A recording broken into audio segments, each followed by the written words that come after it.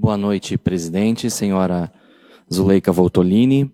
Boa noite, vereadoras, vereadores que compõem essa Casa de Leis. Quem aqui se faz presente, imprensa, quem nos acompanha pelas redes sociais. Eu vou tentar fazer um apanhado meio que geral de tudo que foi colocado aqui e juntando com o que a gente tem vivido. Principalmente quando a gente fala na questão segurança nas escolas. É lógico que a gente vive uma inversão de pontos, né, em que a gente pode até dizer que o poste começou a mijar no cachorro.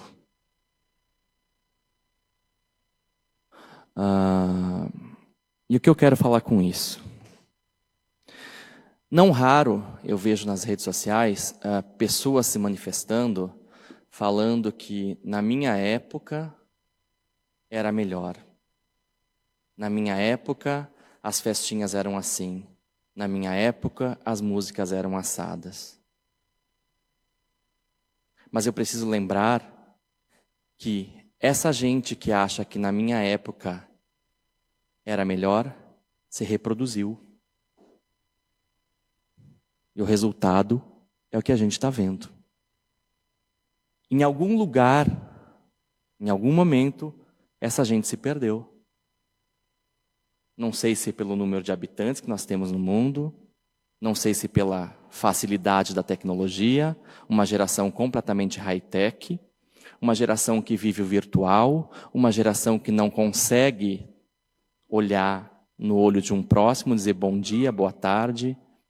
As pessoas reclamam dos atendimentos no comércio, como se o dono do comércio fosse o responsável. Não é, ele não tem culpa. É a geração que nós, dos anos 70, 80, e vou colocar até 90 aqui, criamos. E os dados estão aí. Hoje, 15,5% da população brasileira sofre com depressão. Dos 350 milhões de pessoas no mundo com ansiedade, o Brasil é o líder mundial desse grupo, com 18,6 milhões de brasileiros. O consumo de medicação para algum distúrbio de ordem mental ou emocional no Brasil, de 2017 a 2021, aumentou 58%.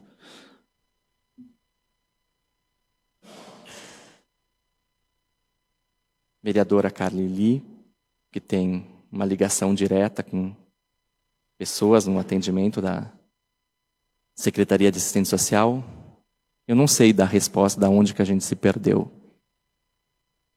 Eu só não fico me gabando em rede social que na minha época era melhor. Mesmo que eu não tenha filhos, eu contribuo como indivíduo para essa sociedade que está aí doente de alguma maneira. E não adianta qualquer um de nós querer se redimir. Quando a presidente Zuleika colocou aqui do Dia da Família na escola, no sábado, eu tenho feito uma maratona de visitar escolas. E eu cheguei na escola do Lençol e um aluno, o pai de um aluno precisou ser chamado devido ao gênio mais apimentado da criança. Pasme, a resposta que o pai deu para a diretora é de que o filho era tão pavio curto como ele. E aí eu fico dizendo que existe uma diferença muito grande entre você ser pai e você ter filhos. Eu me questiono e falo que essa questão de que filho é fruto do amor devia ser revisto. Acho que ter filho devia doer tanto quanto uma cólica renal. Eu não tenho filho, não pari, né? Não é uma condição humana do homem parir, mas cólica renal já tive. Que se o primeiro fosse por acidente, o segundo teria que ser muito repensado para ver se ia ter ou não. E não estou aqui falando uma questão de machismo, jogando a culpa em cima das mulheres. Estou falando aqui, pegando o gancho do que a vereadora Zuleika falou, que nós precisamos sim olhar para a mochila dos nossos filhos. Nós precisamos sim saber o que nossos filhos estão assistindo. Nós precisamos sim ver o que o TikTok está mostrando.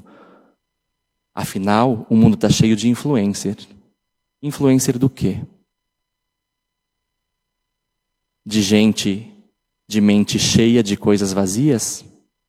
E o pior, que essa gente tem milhões de seguidores.